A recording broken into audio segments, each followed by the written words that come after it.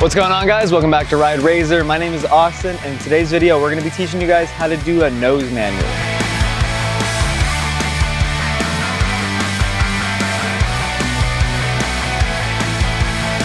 Alright, so I'm not going to lie to you guys. A nose manual is a fairly advanced trick, but don't be afraid because there are a few other things you can learn ahead of time that will speed up the process of perfecting your nose manuals.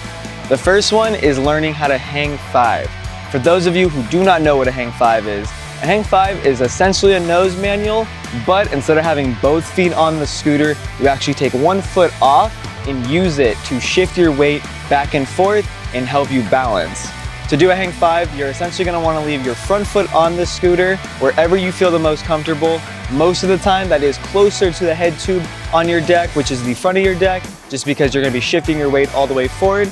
But leave that front foot on, closer to the front end of the deck, take off your other foot and push forward, and you're gonna slowly work on getting into the actual nose manual or the hang five position. But the difference between a hang five and a nose manual is you take your foot off to shift your weight and help you balance. So to practice a hang five, what I would do is find an area with a good amount of flat space, find your comfortable foot stance wherever you feel the most comfortable, and slowly just work on shifting your weight forward, using your arms to push the scooter forward and shifting onto your front wheel. Alrighty, so now that you guys are comfortable doing hang fives, you can start working on nose manuals.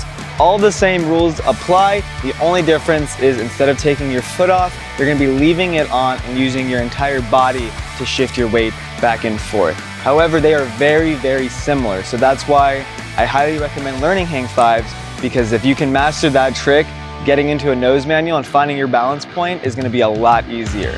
Another trick that I learned while learning nose manuals is actually getting comfortable in the hang five and taking the hang five from one point to another, but instead of just leaving my foot off the entire time, I would actually put my foot back on the scooter once I found my balance point, just to practice actually sitting in a nose manual, but utilizing the hang five in the beginning just to get on my front wheel comfortably.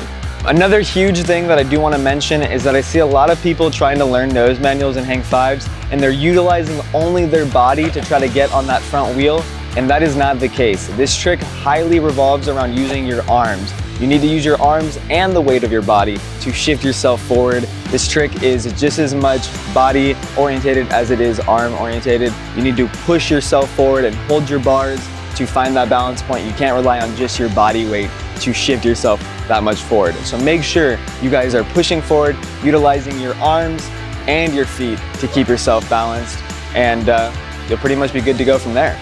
It really is up to you, but you just want a lot of smooth, flat surface that you guys can work with.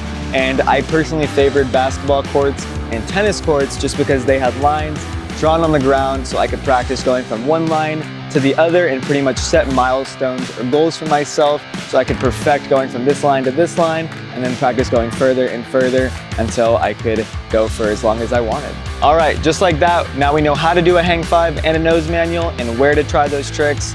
I think it's time to go try a few.